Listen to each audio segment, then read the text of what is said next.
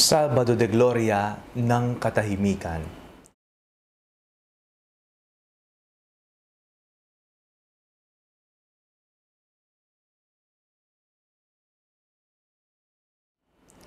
Ako po si Father Fiel Pareha at ito po ang ating segment, ang Daily Devotion, na kung saan tayo po ay magdarasal, magbabasa at magninilay kasama ng salita ng Diyos sa buong taon.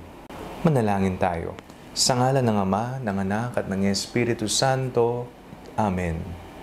Halina, banal na Espiritu, liwanagan mo ang aming puso at isip, nang maunawaan at may sa buhay namin ang iyong salita.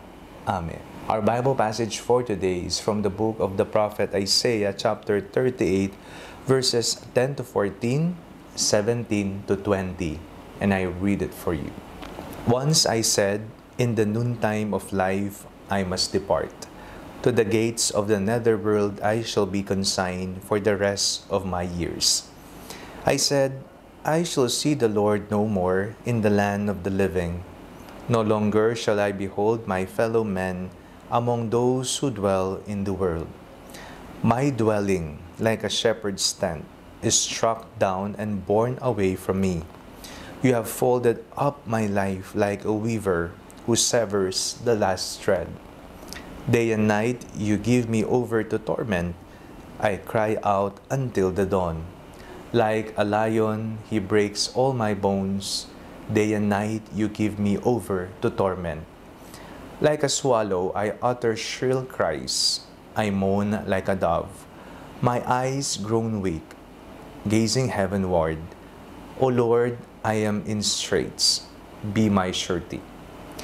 You have preserved my life from the pit of destruction when you cast behind your back all my sins. For it is not the netherworld that gives you thanks, nor death that praises you.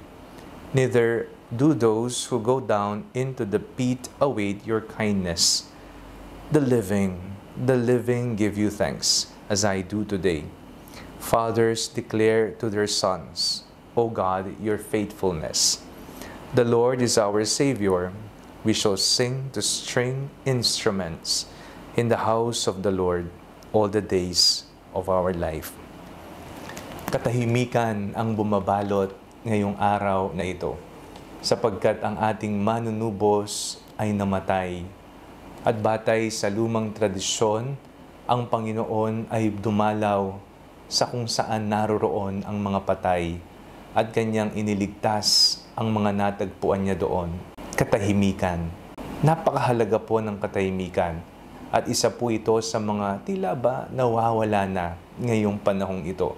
Napakaingay ng mundo. Madalas maingay sa loob ng trabaho, sa paaralan, at mas malubha kung maingay pati ang ating puso, pati ang ating kaisipan. Nababagabag, hindi mapalagay. Iba't ibang boses ang ating naririnig na nagbibigay sa atin ng takot at pangamba.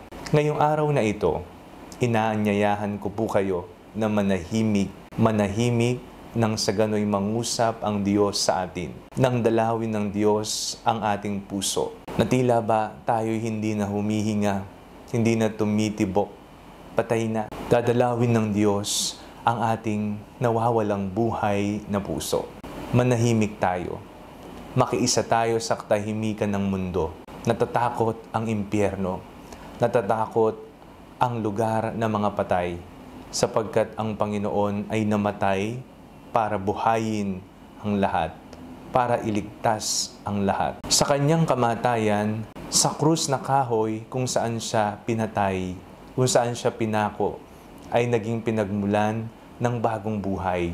Kung matatandaan po natin, ang dalawang sinaunang tao sa aklat ng Henesis, tinukso si Adan at Eva doon sa puno ng buhay sana. Doon, ang ahas ang tumukso sa kanila. Naging daan ito para sila ay hindi sumunod sa Diyos. Naging puno ito na naging mitya ng kamatayan at kasalanan.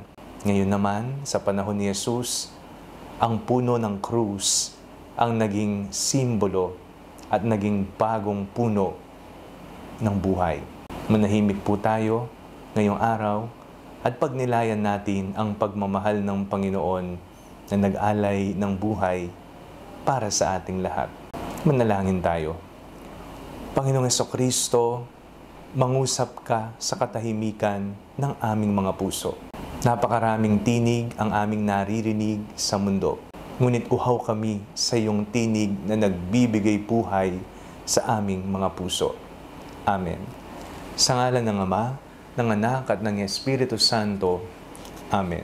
Huwag po ninyong kalimutang i-like ang video ito.